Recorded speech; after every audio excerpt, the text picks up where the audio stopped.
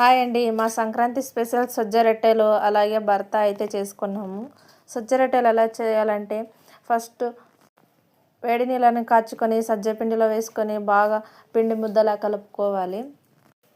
తర్వాత కొంచెం పిండిని తీసుకొని రౌండ్ షేప్లో చేసుకొని దానికి రెండు వైపులా నువ్వులను అయితే అంటించుకోవాలి.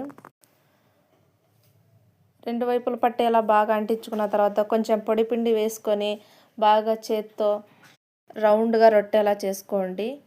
మీకు ఏ సైజులో కావాలో ఆ సైజులో అయితే చేసుకోవచ్చు. పల్చగా కావాలంటే కొంచెం పిండి తక్కువ తీసుకొని చేసుకోవాలి.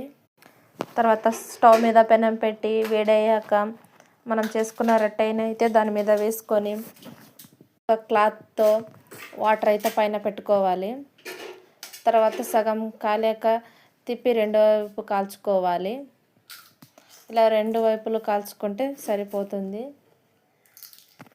ఈ సజ్జ రొట్టెలు భర్త మీరు ఎప్పుడైనా తిన్నారా? తింటే కామెంట్ చేయండి. మీ ఊర్లో ఏమని పిలుస్తారో కూడా చెప్పండి. నెక్స్ట్ వీడియోలో భర్త ఎలా చేయాలో చూపిస్తాను.